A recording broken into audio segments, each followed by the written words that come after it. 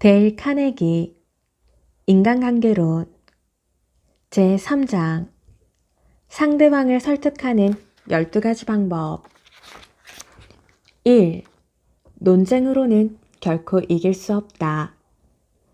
제1차 세계대전이 끝나고 얼마 지나지 않은 어느 날 저녁, 나는 런던에서 매우 귀중한 교훈을 얻었다. 당시 나는 로스 스미스 경의 매니저였다. 호주 출신의 로스 경은 전쟁 중에 팔레스타인 지역에서 이름을 떨치던 젊은 탑건이었고, 종전 직후에는 지구 절반을 30일간 비행해 세상을 놀라게 했다. 당시로선 전에 없던 놀라운 기록이었다. 그 일은 대단한 반향을 불러일으켜 호주 정부는 그에게 5만 달러를 상으로 주었고, 영국 왕실은 그에게 자기를 수여했다. 그는 한동안 대영 제국에서 가장 자주 화제에 오르내리는 사람이었다. 미국의 대서양을 최초로 무착륙 비행한 린드버그가 있다면 대영 제국에는 로스 스미스 경이 있다고 할 정도였다. 어느 날 저녁 나는 로스 경을 위해 열린 연회에 참석했다. 그런데 식사 도중 내 곁에 앉아있던 사람이 이를 도모하는 것은 인간이나 이를 결정하는 것은 신이 한다는 말을 인용해가며 재미있게 얘기를 풀어놓았다. 그 재담꾼은 자기 인용의 출처가 성경이라고 했다. 하지만 나는 그가 틀렸다는 것을 알고 있었다. 명확하게 알고 있었기에 내가 틀릴 가능성은 조금도 없었다. 그래서 인정을 좀 받고 싶기도 하고 잘난 척을 하고 싶은 생각도 좀 있어서 그의 잘못을 지적하는 우를 범하고 말았다. 하지만 그는 인정하려 하지 않았다. 그는 뭐라고요? 셰익스피어 작품의 출처라고요? 그럴 리가요. 말도 안 되는 소리 하지 마세요. 그건 성경에 나온 말이에요. 분명해요. 라고 했다.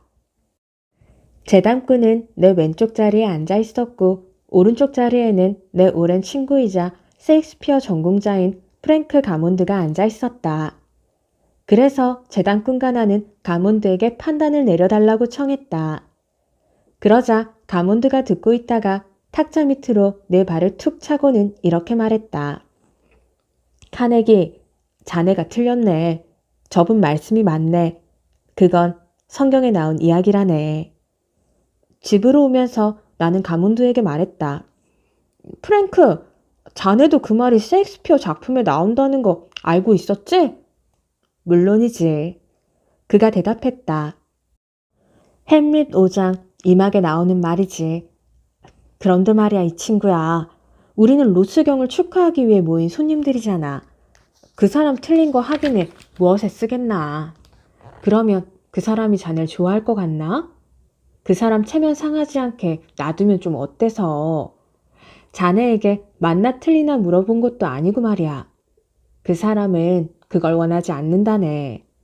그런데 왜 그걸 가지고 다투나. 항상 날카로운 대립은 피하게나. 항상 날카로운 대립은 피하라. 이 말을 해준 친구는 이제 가고 없다. 하지만 그가 가르쳐준 교훈은 영원히 남아있다. 그것은 내게 정말 꼭 필요한 충고였다. 당시 나는 습관적으로 논쟁 벌이기를 좋아했기 때문에 어렸을 때 나는 형과 이 세상 모든 것에 대해 논쟁을 벌이곤 했다. 대학에 가서는 논리학과 토론법을 배웠고 토론대회에도 많이 참가했다. 토론하면 미주리 지역 사람들을 드는데 맞다. 난 미주리에서 태어났다. 나도 미주리 사람답게 증거를 보여주어야만 직성이 풀렸다. 그 뒤 나는 뉴욕에서 논쟁과 토론하는 법을 가르쳤다. 이제는 부끄러운 얘기지만 한때는 그 주제로 책을 쓰려는 생각도 했었다. 그 일이 있고 난 후 나는 수천 가지의 논쟁에 대해 경청도 하고 비판도 하고 참가도 하면서 논쟁의 영향을 지켜보았다. 그 결과 논쟁에서 이기는 방법은 이 세상에서 단 한 가지밖에 없음을 깨닫게 되었다. 그것은 논쟁을 피하는 것이다. 방울뱀이나 지진을 피하는 것처럼 논쟁을 피하는 수밖에 없다. 거의 언제나 논쟁은 양측 참가자 모두가 논쟁 이전보다 더 확실하게 자신이 옳다고 생각하는 것으로 끝난다. 논쟁으로는 이길 수 없다. 지면 그냥 지는 것이고 이겨도 지는 것이다. 왜 그런 것 같은가? 만일 여러분이 상대방 논리의 허점을 지적해 상대방을 묵사발이 될 정도로 이겼다고 치자. 상대가 제정신이 아니라는 것을 증명해냈다고 치자. 그래서 어떻단 말인가? 여러분 기분이야 좋겠지만 상대방은 어떻겠는가? 여러분은 상대방에게 열등감을 느끼게 했고 상대방의 자존심을 구겨버렸다. 상대방은 여러분의 승리에 이를 간다. 자신의 의지에 반해 승복한 사람은 여전히 생각을 바꾸지 않는다. 펜 상호생명보험사는 보험 판매원들에게 다음과 같은 명확한 기준 하나를 제시해 지키게 하고 있다. 논쟁하지 말라. 판매 활동의 본령은 논쟁에 있지 않다. 논쟁과는 거리가 멀어도 한참 멀다. 사람의 마음은 논쟁으로 바뀌지 않기 때문이다. 예를 들어보자. 수년 전 패트릭 제이 오웨어라는 아일랜드 사람이 카네기 강좌를 들으러 왔다. 그는 정규 교육은 거의 받지 못했지만 논쟁을 무척 즐겼다. 그는 한때 운전기사를 하다가 트럭을 판매하는 일로 바꿨는데 별다른 성공을 거두지 못하자 나를 찾아왔던 것이다. 몇 마디 나누지 않고도 나는 그가 사업상의 고객들과 늘 다투거나 상대를 화나게 하는 사람이라는 것을 알 수 있었다. 고객이 그가 파는 트럭을 조금이라도 안 좋게 얘기하면 그는 불같이 화를 내며 고객의 멱살을 잡기 일쑤였다. 당시 그는 논쟁을 벌여 이기는 경우가 상당히 많았다. 그가 나중에 말한 대로 종종 고객의 사무실에서 나오면서 속으로는 이 정도면 저 녀석 콧대가 납작해졌겠지 하는 생각을 하고는 했습니다. 실제로 고객의 콧대를 꺾어놓은 게 사실이었고요. 하지만 아무것도 팔지는 못했죠. 내가 맨 처음 해야 할 일은 패트릭 제이 오웨어에게 말하는 법을 가르치는 것이 아니었다. 당장의 과제는 그에게 말을 상가하고 언쟁을 피하도록 훈련하는 것이었다. 오웨어 씨는 지금은 뉴욕의 하이트 모터사에서 가장 우수한 세일즈맨이다. 어떻게 이런 일이 가능했을까? 그가 하는 얘기를 들어보자. 요즘은 고객 사무실에 들어갔을 때 고객이 어디라고요? 하이트 트럭이요? 아우 그거 안 좋아요. 공짜로 줘도 안 가져요. 나는 A사 트럭을 살 거예요. 이러면 저는 한마디 해도 될까요? A사 트럭 좋습니다. 그 트럭 사시면 후회는 안 하실 거예요. 회사도 괜찮고 판매원들도 괜찮죠? 이렇게 대답합니다. 그럼 그 사람은 말문이 막히고 말죠. 다툴 여지가 없으니까요. 상대가 A사 트럭이 최고라고 말할 때 제가 맞다고 맞장구 쳐버리면 그 사람은 말을 멈출 수밖에 없죠. 제가 그렇다고 하는데 계속 A사가 최고라고만 할 수 없잖아요. 그러고 나면 A사 얘기는 넘어가고 저희 회사 차의 장점을 얘기할 수 있게 되죠. 한때 누가 그런 식으로 얘기하면 발끈해서 불같이 화를 내던 시절이 제게도 있었습니다. 그러면 우선 A사 트럭을 깎아내린 얘기를 했죠. 하지만 얘기를 할수록 잠재 고객은 저쪽 편이 되어버립니다. 논쟁을 거듭할수록 고객이 경쟁회사 쪽으로 기우는 거죠. 지금 돌이켜보면 그런 식으로 어떻게 뭘 팔 수 있었겠나 싶어요. 다투고 논쟁하면서 제 인생을 보내고 말았어요. 지금은 그냥 입을 다물고 있죠. 그 편이 오히려 득이 됩니다. 지혜로운 벤저민 프랭클린은 늘 이렇게 얘기했다. 논쟁하고 괴롭히고 반박하다 보면 승리할 때도 있을 것이다. 하지만 그 승리는 공허한 승리다. 그렇게 해서는 결코 상대방의 호의를 끌어낼 수 없기 때문이다. 그러므로 스스로 판단해보라. 어느 쪽을 택할지. 겉으로 드러나는 이론적인 승리인지 아니면 상대방의 호의인지. 왜냐하면 둘 다 가지기는 불가능하기 때문이다. 보스턴 트랜스크립트지에 이런 의미심장한 구절이 실린 적이 있다. 죽을 때까지 자기가 옳다고 우기며 윌리엄 제이 여기 묻히다. 한평생 그는 옳았다. 완벽히 옳았다. 하지만 옳고 그르건 죽었으니 그만인 것을. 논쟁할 때 여러분이 오른쪽, 그것도 완벽히 오른쪽일 수 있다. 하지만 목적이 상대방의 마음을 돌리는 일이라면 여러분이 옳건 그르건 소용없기는 마찬가지일 것이다. 우드로 윌슨 대통령 아래서 재무장관을 지낸 윌리엄 G. 맥아두는 정치판에서 수많은 사람들을 접해본 결과 무식한 사람과는 논쟁을 해서 이길 수 없다는 사실을 깨달았다고 말한 적이 있다. 무식한 사람? 맥아두의 표현은 다소 조심스러운 표현으로 보인다. 내 경험으로는 IQ에 상관없이 세상 어떤 사람도 논쟁을 통해서는 생각을 돌릴 수 없다. 예를 들어보자. 소득세 신고 관련 상담을 해주는 프레드릭 S. 파슨슨이란 사람이 어느 날 세무조사관과 1시간째 실랑이를 벌이고 있었다. $9,000가 걸린 일이었다. 파슨슨 씨는 이 $9,000가 회수 가능성이 없는 악성 채권이므로 가세 대상이 아니라고 주장했다. 악성 채권이라고요? 그럴 리가요. 가세 대상입니다. 세무조사관이 반박했다. 파슨슨 씨가 카네기 강좌에 와서 한 이야기를 들어보자. 그 세무조사관은 냉정하고 거만하며 고집이 셌습니다. 이유도 설명하고 사실도 들이댔지만 소용이 없었습니다. 논쟁을 할수록 더 고집을 부리더군요. 그래서 논쟁을 멈추고 하재를 바꿔 그를 칭찬해야겠다고 마음먹었죠. 그래서 이렇게 말했습니다.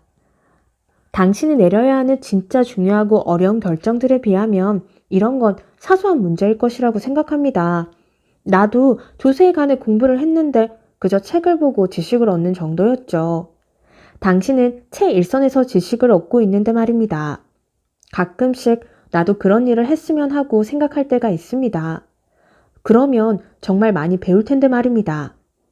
나는 진심을 담아 이 얘기를 했습니다.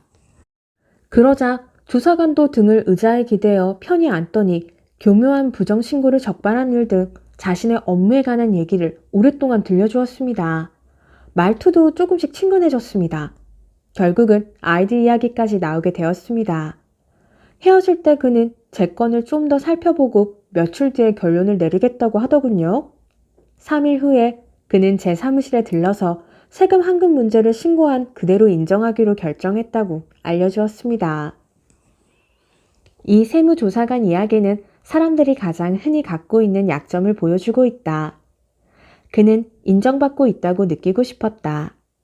파슨슨 씨가 그와 논쟁을 계속하는 한 조사관은 인정받고자 하는 욕구로 인해 자신의 권위를 내세울 수밖에 없었다. 하지만 자신이 인정받고 있다고 느끼자마자 논쟁은 끝나고 자신의 자부심을 회복한 조사관은 공감할 수 있고 친절한 존재로 돌아왔던 것이다. 나폴레옹의 집사장인 콩스탕은 나폴레옹의 부인 조세핀과 가끔 당구 경기를 했다. 나폴레옹의 사생활 해고록 1권 73쪽에서 콩스탕은 이렇게 말하고 있다. 내 실력이 더 낫긴 했지만 나는 언제나 항우에게 승리를 양보했어요. 그러면 항우는 무척 기뻐하셨죠. 콩스탕에게서 영원한 교훈 하나를 배우자. 혹시라도 사소한 논쟁이 벌어질 경우 우리의 고객, 연인, 남편과 아내가 이길 수 있게 하자. 부처님은 미움은 결코 미움으로 해결할 수 없다. 사랑으로만 해결할 수 있다고 말씀하셨다. 오해 또한 논쟁을 해서 풀리지 않는다. 상대의 심정을 헤아려 적절히 대응하고 상대를 위로할 때, 그리고 상대방 관점에서 보고자 할 때에야 풀리게 되어 있다.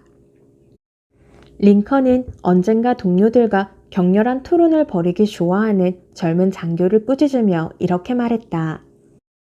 스스로에게 최선을 다하려는 사람이라면 사사로운 논쟁 따위에 낭비할 시간이 어디 있겠나? 더군다나 논쟁을 하고 나면 성격이 모간하거나 자제력을 잃는 결과가 생길 테니 더욱 문제가 아닌가. 자네도 옳고 상대도 옳다면 가능하면 자네가 양보하게. 자네가 옳고 상대가 옳지 않더라도 사소한 일이라면 양보하게. 내가 먼저 가겠다고 하다가 걔에게 물리는 것보다는 걔에게 길을 양보해 주는 게 낫지. 물리고 나면 걔를 죽이더라도 상처가 남지 않겠나. 상대방을 설득하는 방법. 1. 논쟁에서 이기는 방법은 논쟁을 피하는 것뿐이다. 2. 적을 만드는 확실한 방법과 대안. 시어도어 루스펠트는 대통령으로 재임하고 있을 때 자기 생각의 75%가 옳은 생각이라면 자신의 최고 기대치에 도달한 것으로 본다고 고백한 적이 있다. 20세기의 가장 뛰어난 인물로 꼽히는 사람이 희망하는 최고치가 이 정도라면 일반인의 경우에는 어느 정도라야 하겠는가? 여러분이 옳다고 확신할 수 있는 경우가 55%만 되더라도 금융의 거리, 월스트리트로 가서 하루에 수백만 달러를 벌어들이고 요트도 즐기며 예쁜 부인도 얻을 수 있을 것이다. 만일 여러분의 생각 가운데 스스로 옳다고 확신할 수 있는 게 55%도 안 된다면 어떻게 다른 사람에게 틀렸다고 말할 수 있단 말인가? 여러분은 상대에게 눈빛이나 말투, 동작 하나만으로도 말로 하는 것 이상으로 충분히 당신이 틀렸소라는 의미를 전달할 수 있다. 그리고 상대방에게 당신이 틀렸소라고 할 때 상대방이 여러분 의견에 과연 동의하겠는가? 불가능한 얘기다. 여러분이 상대의 지적 능력, 판단력, 자부심, 자존심에 직격탄을 날렸기 때문이다. 그럴 경우 상대방이 원하는 건 대받아치는 것뿐이지 결코 생각을 돌리는 게 아니다. 여러분이 플라톤으로부터 칸트에 이르는 논리라는 논리를 다 갖다 대더라도 상대는 의견을 바꾸지 않는다. 여러분이 상대의 감정을 상하게 했기 때문이다. 절대로 당신에게 이러저러 하다하는 것을 증명해 보이겠다는 이야기로 시작하지 말라. 그것은 정말 안 좋은 경우다. 그것은 이렇게 말하는 것과 같다. 내가 당신보다 잘났으니까 내 말 한두 마디 들어보고 생각을 돌리시게. 이건 도전이다. 이것은 대립을 만들어 여러분이 시작하기도 전에 상대에게 여러분과 싸우고 싶은 마음을 갖게 한다. 아무리 우호적인 상황에서도 상대의 마음을 바꾸는 것은 어려운 일이다. 그런데 왜 더 어렵게 만드는가? 왜 역경을 자초하는가? 무언가를 증명하고 싶다면 아무도 눈치채지 못하게 하라. 교묘하고 기술적으로 해서 아무도 여러분이 하는 일을 알지 못하게 하라. 영국 고전주의의 대표 시인 알렉산더 포우프는 이렇게 말했다. 가르치지 않는 듯이 가르치라. 상대가 이미 아는 것처럼 알려줘라. 또한 체스터필드 경은 아들에게 이렇게 훈계했다. 할 수 있다면 다른 사람보다 현명한 사람이 되어라. 그러나 내가 더 현명하다고 상대에게 말하지 말아라. 20년 전에 내가 믿었던 것들 중 지금도 믿고 있는 것은 거의 없다. 있다면 구구단 정도일까? 하지만 아인슈타인을 읽고 나니 구구단에 대해서도 의심이 간다. 20년 후 나는 지금 이 책에서 말하고 있는 내용도 믿지 않게 될지 모른다. 예전에 확신하고 있던 모든 것들에 대해 지금은 확신이 가지 않는다. 소크라테스는 아테네에서 제자들에게 거듭 얘기했다. 내가 아는 것은 오직 한 가지. 내가 아무것도 알지 못한다는 것뿐이다. 아마 내가 소크라테스보다 현명하길 바라는 것은 무리일 것이다. 그래서 나는 다른 사람들에게 그들이 틀렸다고 말하지 않는다. 그리고 그게 득이 된다는 것을 알게 되었다. 만일 누군가 여러분이 보기에 틀린 말, 아니 여러분이 틀렸다고 확실히 알고 있는 말을 하더라도 이렇게 시작하는 게 낫지 않겠는가? 그런데 잠깐만요. 제 생각은 조금 다르긴 한데 제가 틀릴 수도 있습니다. 종종 그러거든요. 만일 제가 틀린 얘기를 하면 바로잡아 주십시오. 우선 사실부터 살펴볼까요? 내가 틀릴 수도 있다. 종종 틀린다. 사실을 살펴보자. 이런 말에는 마력이 있다. 불가사의한 마력이 분명히 담겨 있다. 이 세상 어떤 사람이라도 여러분이 내가 틀릴 수도 있다. 사실을 살펴보자고 하는데 반대하지는 않을 것이다. 과학자들의 방식이 바로 이렇다. 나는 예전에 스테펜슨이라는 과학자를 인터뷰한 적이 있다. 그는 6년간 순전히 고기와 물만으로 버티기도 하면서 11년 이상 북극 지역에서 활동한 유명한 탐험가이자 과학자였다.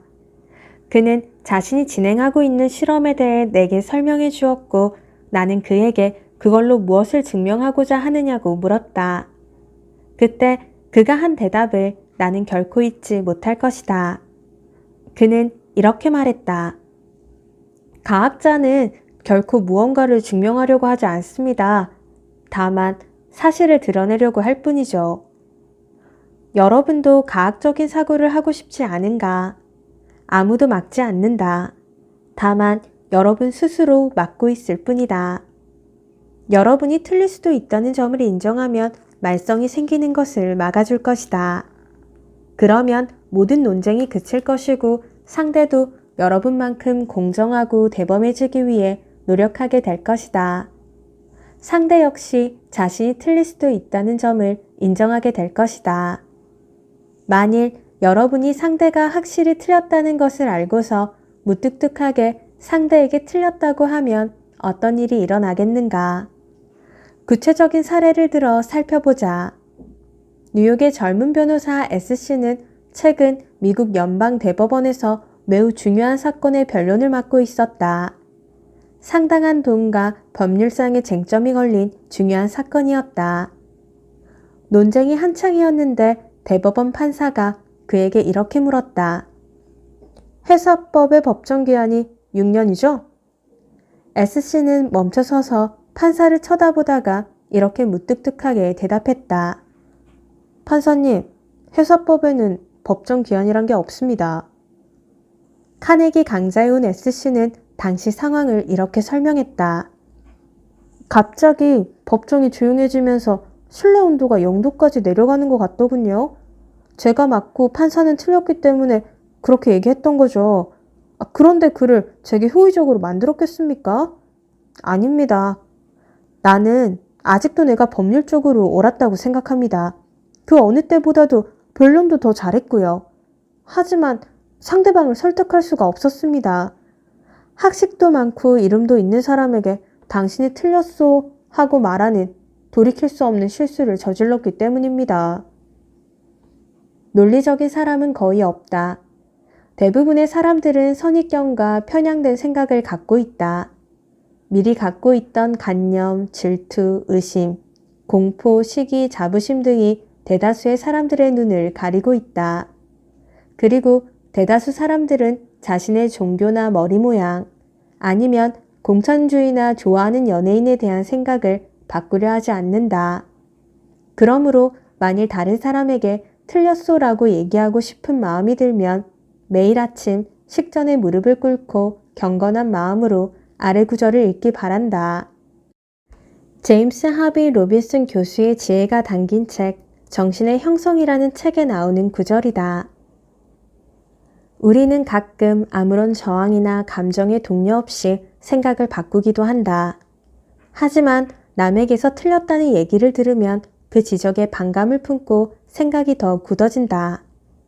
우리는 신념의 형성 과정에는 믿을 수 없을 정도로 무신경하다가도 누군가 그 신념을 빼앗으려 하면 그 신념에 쓸데없이 집착하게 된다. 우리가 소중히 여기는 것은 분명 사고 그 자체가 아니라 위기에 처한 우리의 자존심이다. 내 것이라는 간단한 말이 인간 행동에서 가장 중요한 것이므로 이 점을 잘 헤아리는 것이 지혜의 출발점이다. 내 식사, 내 개, 내 집, 내 부모, 내 조국, 내 종교. 어느 경우나 같은 위력을 갖고 있다. 우리는 시계가 빠르거나 늦거나 혹은 차가 고물이라는 말에만 화를 내는 것이 아니라 하성의 운하가 있느냐, 에픽테도스를 어떻게 발음하느냐, 살리신이 의학적으로 효과가 있느냐, 사르곤 1세가 살던 시기는 언제냐 등과 같은 개념이 틀렸다는 말을 들을 때도 화를 낸다. 우리는 습관적으로 옳다고 믿었던 것을 계속 믿고 싶어 한다. 그래서 믿는 것에 의문을 던지면 붕괴하면서 예전의 믿음을 유지하기 위하여 온갖 이유를 다 갖다 붙인다. 이런 결과 이른바 논증이라고 하는 것은 우리가 이미 믿고 있는 대로 계속 믿기 위한 논리를 찾는 과정일 뿐이라고 할 수 있다. 예전에 집 장식을 위해 인테리어 업자에게 커튼을 주문한 적이 있다. 그런데 청구된 금액이 너무 많아 나는 깜짝 놀랐다. 며칠 뒤 한 부인이 집에 들렀다가 커튼을 보게 되었다. 내가 가격을 얘기했더니 그 부인은 놀리는 듯이 이렇게 말했다. 얼마라고요? 엄청나군요. 바가지 쓰신 것 같은데요. 맞는 말이었을까? 그렇다. 맞는 말이었다. 하지만 자신의 판단과 다른 진실을 그냥 듣고 있을 사람은 별로 없다. 나도 인간인지라 나를 방어하기 시작했다. 비싼 것이 결국 제 값을 한다. 싸구려는 주류나 예술적 취향을 만족시켜주지 못한다. 등등을 지적했다. 다음 날은 다른 친구가 찾아왔는데 이번에는 열을 내가며 커튼을 칭찬하더니 자기도 형편만 되면 이렇게 멋진 작품으로 집을 장식하고 싶다는 게 아닌가. 내 반응은 전날과는 정반대였다. 솔직히 말해서 나도 형편이 되지 않아. 돈이 너무 많이 들었거든. 괜히 샀다고 후회하고 있어. 틀렸을 때 자신에게는 틀렸다고 인정할 수 있다.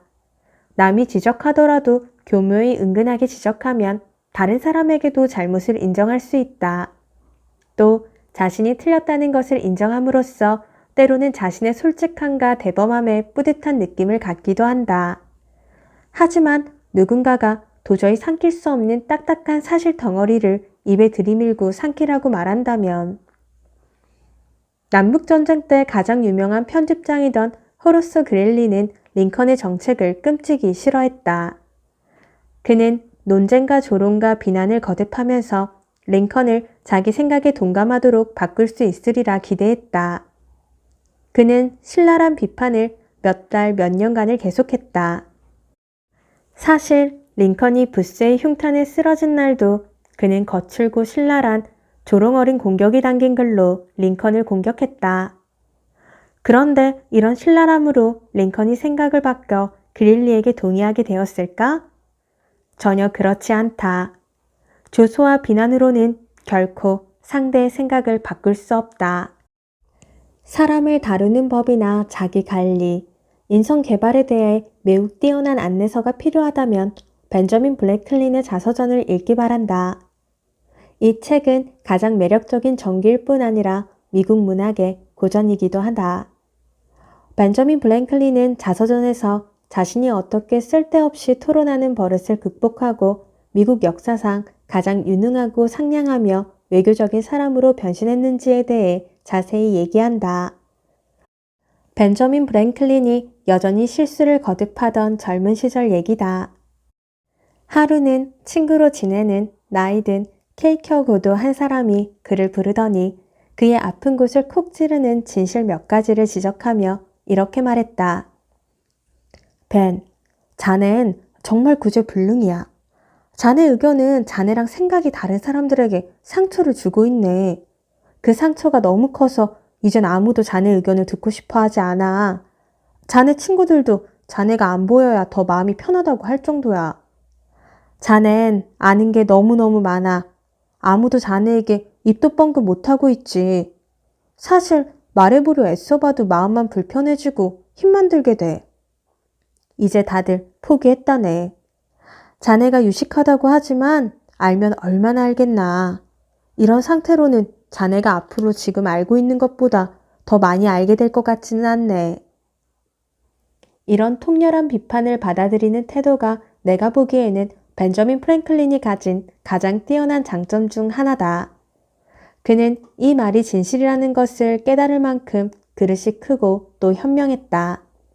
그리고 이대로 가면 실패와 사회적 몰락밖에 남지 않는다는 것도 알아차렸다. 그는 즉시 180도 방향 전환을 했다. 그는 당장 자신의 거만하고 독선적인 태도를 바꾸었다. 프랭클린은 다음과 같이 말하고 있다. 나는 다른 사람의 감정에 정면으로 반박하는 것과 내 감정을 적극적으로 주장하는 것을 삼가기로 마음먹었다. 심지어 말을 할 때 고정된 의견을 암시하는 말이나 표현, 예를 들면 확실히, 의심의 여지 없이 등의 말을 삼가고 대신에 내 생각엔, 내가 이해하기로는, 추측하건대, 현재로 봐서는 등의 말을 사용했다. 내가 보기에 다른 사람이 틀린 주장을 하더라도 대놓고 반박하거나 바로 그 주장의 오류를 보여주는 즐거움을 참기로 했다. 그 대신 어떤 상황이나 경우에는 그의 의견이 맞을 수도 있지만 지금의 경우에는 약간 차이가 있어 보인다. 혹은 그런 것 같다. 정도로 말을 시작했다. 태도 변화의 효과는 금세 눈에 보였다. 내가 참여하는 대화는 더 유쾌하게 진행됐다. 나는 조심스럽게 의견을 제시했기 때문에 상대도 쉽게 받아들였고 충동이 줄어들었다. 내가 틀릴 경우에도 예전만큼 괴롭지 않게 되었으며 운 좋게 내가 옳은 경우에는 상대로 하여금 쉽게 자신의 실수를 인정케 하고 같이 즐거워할 수 있게 되었다. 처음에는 이런 태도를 취하기 위해 성질을 죽여야 했지만 나중에는 이것이 너무 편하고 익숙해져 아마 지난 50년간 내가 독선적인 말을 하는 것을 들어본 사람이 한 명도 없었을 것이다. 내가 전에 새로운 제도나 개정안을 제안했을 때 동료 시민들의 지지를 받은 것이나 의원으로서 시의회에서 영향력을 행사할 수 있었던 것은 내가 성격상 사심이 없었기 때문이기도 하지만 주로 이런 습관 덕분이었다고 여겨진다. 왜냐하면 나는 연설에 재능이 없어 유창하지도 못하고 단어 선택에 머뭇거리기도 하며 용어 사용이 정확하지도 않은데도 불구하고 대개는 내 주장을 관철할 수 있었기 때문이다. 벤 프랭클린의 방법이 사업에서는 어떻게 작동할까? 두 가지 사례를 살펴보자. 뉴욕에 사는 FJ 마우니는 정유회사에 특수 장비를 공급하는 일을 하는데 어느 날 롱아일랜드에 있는 주요 고객으로부터 주문을 받았다. 설계도가 만들어지고 고객의 승인이 나자 장비는 제작에 들어갔다. 그때 문제가 생겼다. 고객이 자신의 친구들과 주문에 대해 상의를 했더니 친구들이 그가 중대한 실수를 하고 있다고 지적했던 것이다. 여긴 너무 넓고 저긴 너무 좁고 여긴 이렇게 잘못됐고 저긴 저렇게 잘못됐다는 온갖 지적들이 그에게 쏟아지기 시작했다. 그는 친구들의 지적에 화가 치솟아 마우니 씨에게 전화를 걸어 이미 제작에 들어간 장비를 인수할 수 없다고 통보했다. 이때 일에 대해 마우니 씨는 이렇게 얘기했다. 설계도를 아주 정밀하게 검토한 결과 우리가 옳다는 것을 확신할 수 있었습니다. 그리고 우리 고객과 그 친구들이 잘 모르면서 여러 가지 지적을 하고 있다는 것도 알고 있었죠. 하지만 직접 그렇게 이야기를 하면 좋지 않은 결과가 생길 수 있다는 느낌이 오더군요. 나는 롱아일랜드에 있는 그의 사무실로 찾아갔습니다. 사무실로 들어갔더니 그는 자리에서 벌떡 일어나 내게로 다가와 불만을 쏟아내기 시작했습니다. 어찌나 흥분해 있던지 얘기를 하면서 주먹을 휘두를 정도였습니다. 나와 장비에 대해 비난을 퍼붓더니 이렇게 말을 끝냈습니다. 자, 이제 어떻게 할 거요? 나는 매우 침착하게 어떤 요청이든 다 들어드리겠다고 그에게 말했습니다. 장비에 대해 돈을 내실 분은 당신이니 당신이 원하는 대로 하실 수 있습니다. 다만 누군가 책임은 져야 합니다. 당신이 맞다고 생각하신다면 설계도를 주십시오. 이미 $2,000가 들어가긴 했지만 그 돈은 우리가 떠안겠습니다. 당신을 위해 기꺼이 $2,000 손실을 감수하겠습니다. 하지만 당신이 주장하는 대로 제작을 할 경우 책임은 당신이 져야 한다는 점은 알려드려야겠군요. 그리고 우리는 여전히 우리 설계가 맞다고 생각하기 때문에 만일 우리 설계대로 제작을 할 경우 모든 책임은 우리가 지겠습니다. 이런 얘기를 할 때쯤이 되자 그는 진정이 되었습니다. 그러고는 마침내 이렇게 얘기했습니다. 좋습니다. 그럼 그렇게 진행하지요. 하지만 일이 잘못될 경우 모든 책임을 져야 합니다. 우리 판단이 정확해서 제작은 성공적으로 끝이 났습니다. 그리고 그는 그 시즌에 예전과 비슷한 주문을 2개나 더 내기로 약속했습니다. 그 사람이 나를 모욕하고 내 눈앞에서 주먹을 휘두르며 일을 제대로 알기나 하는 사람이냐고 말했을 때 따지고 반박하고 싶은 충동을 참아내느라 내가 가진 모든 자제력을 동원해야만 했습니다. 참느라고 땀깨나 흘렸지만 보람이 있었습니다. 만일 내가 당신이 틀렸소 하고 논쟁을 시작했다면 소송으로 이어졌을 테고 서로 감정을 상하고 금전적으로도 손실이 생겼을 테고 또 중요한 고객 한 사람을 잃어버렸을 것입니다. 그래서 나는 확신합니다. 상대에게 틀렸다고 말하는 건 절대 득이 되지 않습니다. 이제 다른 사례를 살펴보자. 그리고 지금 인용하는 사례들은 수많은 사람들의 경험에서 공통적으로 나타나는 정형적인 경우라는 것을 명심하길 바란다. R.V. 크로울리는 뉴욕에 있는 가드너 W. 테일러 목재회사의 세일즈맨이다.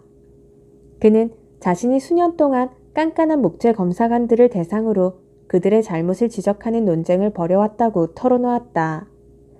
대부분의 경우 그가 옳았다. 하지만 그건 아무 소용이 없었다. 크로울리의 얘기를 빌리자면 목재 검사관들은 마치 야구 심판들 같아서 한 번 판정을 내리면 번복하는 일이 없었기 때문이다. 크로울리 씨는 자신이 논쟁에서 이기긴 하지만 그로 인해 회사는 수천 달러의 손실을 입고 있다는 사실을 깨달았다. 그래서 카네기 강좌를 수강하는 중에 그는 전술을 바꿔서 논쟁을 간두기로 결심했다. 결과가 어땠을 것 같은가? 크로울리가 강좌에 와서 털어놓은 얘기를 들어보자. 하루는 아침부터 사무실로 전화가 왔습니다. 거래처 전화였는데 전화를 건 직원은 짜증 섞인 목소리로 우리가 보낸 차 한 대 분량의 목재가 전량 품질이 불량 판정이 나서 하역을 하다 중단했으니 지금 당장 목재를 다 해소해 가라고 통보했습니다. 목재의 4분의 1가량이 하역된 상황에서 목재 검사관이 불량률이 55%라고 통보했기 때문에 인수를 거절했던 것입니다. 바로 사무실에서 튀어나와 거래처로 가면서 지금 상황을 어떻게 하면 가장 잘 처리할 수 있을까 곰곰이 생각해 보았습니다. 일반적으로 이런 상황에서 예전의 나라면 평가 기준을 들먹이고 내가 목재 검사관이던 시절의 경험과 지식을 바탕으로 상대 검사관에게 목재가 실제로 기준에 적합하며 그가 검사 기준을 잘못 해석하고 있다고 설득하려 했을 것입니다. 하지만 이번에는 여기 카네기 강좌에서 배운 원칙을 적용해 보아야겠다고 마음먹었습니다. 현장에 도착해보니 구매자와 목재 검사관이 한판 논쟁이나 다툼을 벌이려고 단단히 준비하고 있다는 걸 알 수 있었습니다. 하역 중이던 차로 가서 나는 판정을 어떻게 하는지 볼 수 있도록 하역을 계속해 줄 것을 요청했습니다. 그리고 검사관에게 전에 하던 대로 불량 목재를 가려내고 합격한 목재를 따로 쌓아달라고 요청했습니다. 검사관이 일하는 것을 조금 지켜보니까 그가 실제로 기준을 너무 엄격히 적용하고 있고 규정도 잘못 해석하고 있다는 생각이 들더군요. 문제의 목재는 백송이었는데 검사관은 단단한 제목에 대해서는 철저히 이해하고 있었지만 백송에 대해서는 잘 알지도 못하고 경험도 부족했습니다. 더군다나 백송은 제 전문 분야이기도 했습니다. 그래서 그가 아는 품질 판단에 이의를 제기했을까요? 전혀 아닙니다.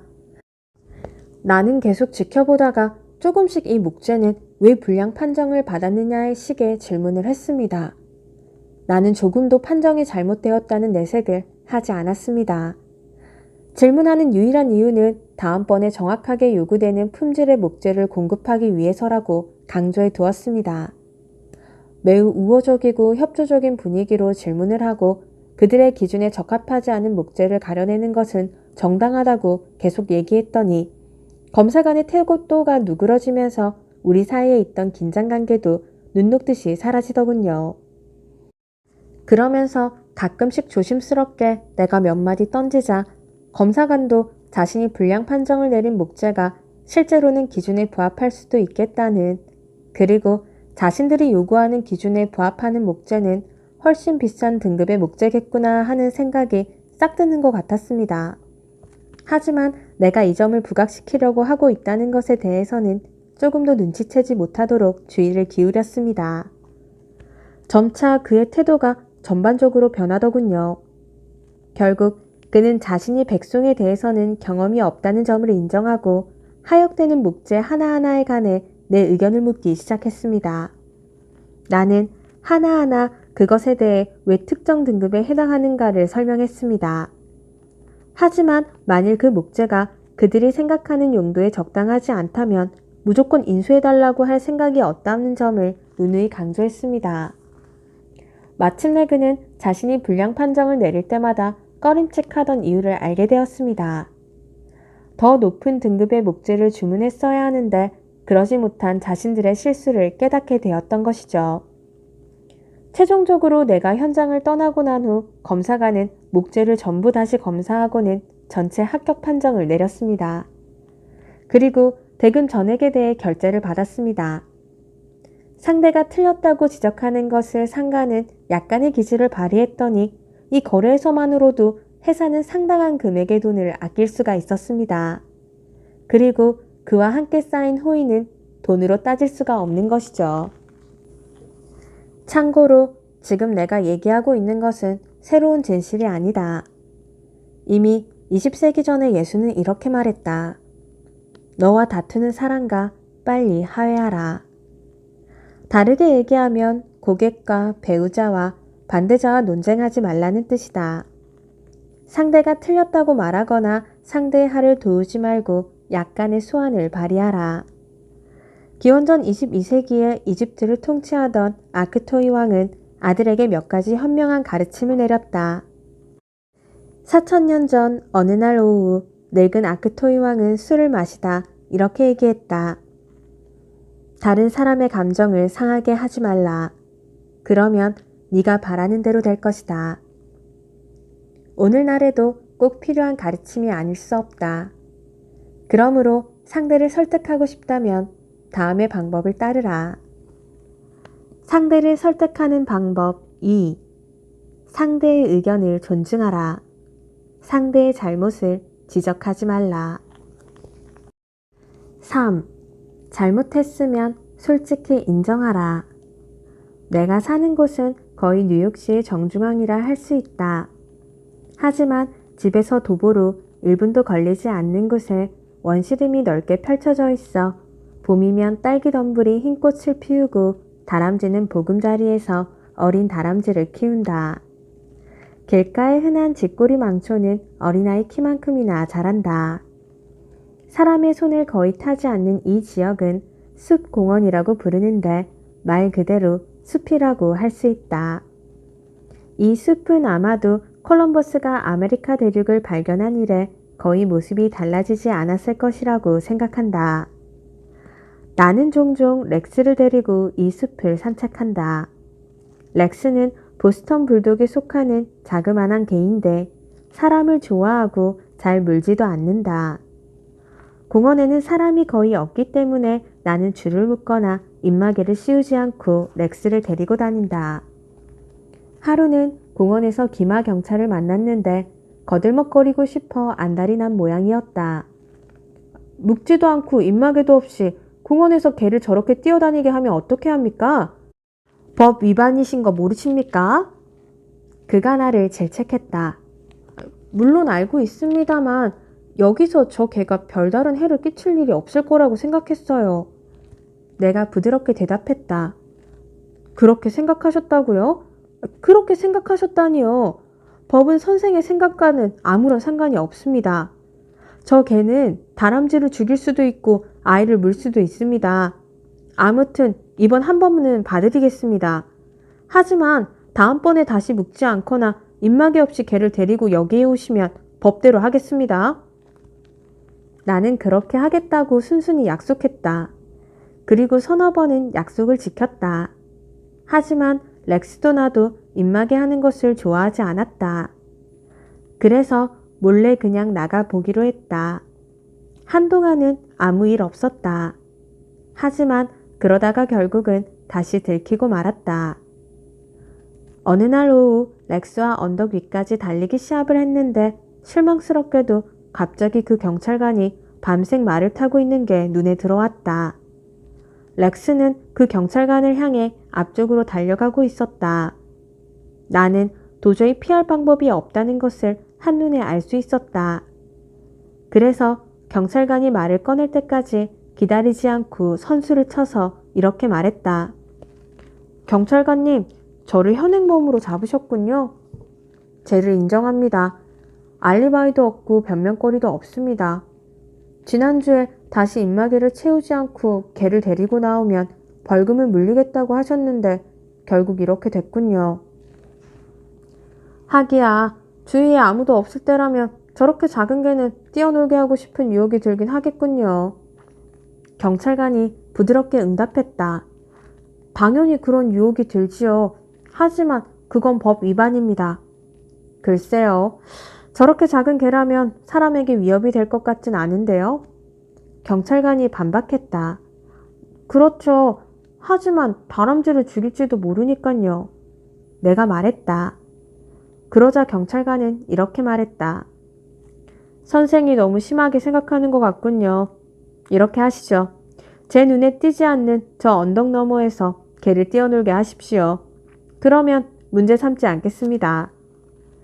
그 경찰관도 사람인지라 자신이 인정받고 있다는 느낌을 원했다. 그래서 내가 자책을 하고 나서자 그가 자신의 존재를 내세울 수 있는 길은 아량을 베푸는 관용적인 태도를 취하는 것밖에 없었다. 만일 내가 나를 옹호하려고 했다면 어떻게 됐을까? 아마 경찰관과 다투어 본 적이 있는 사람은 알 것이다. 경찰관과 시시비비를 다투는 대신 나는 그가 절대적으로 옳고 내가 분명히 잘못을 저질렀다는 점을 인정했다. 그것도 빨리 공개적으로 그리고 분명하게 인정했다. 내가 경찰관의 처지가 되고 경찰관은 내 처지가 됨으로써 이른 원만히 해결되었다. 체스터필드 경이라 할지라도 이 기말경찰보다 더 원만하지 못했을 것이다.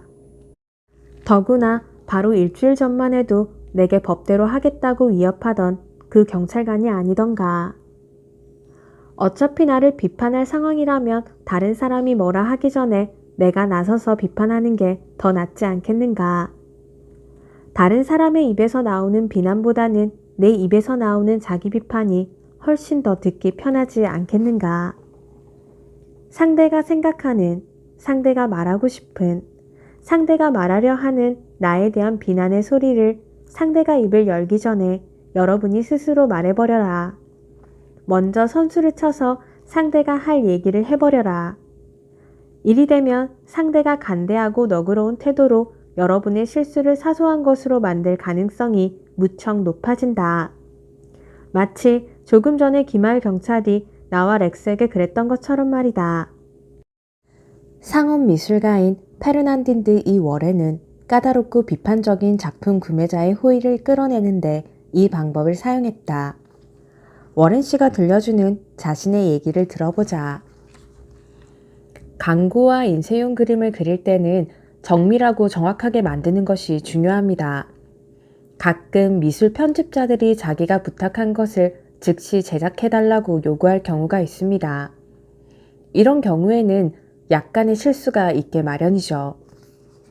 내가 아는 미술 편집자 중에 항상 사소한 트집을 잡기 좋아하는 사람이 있었습니다.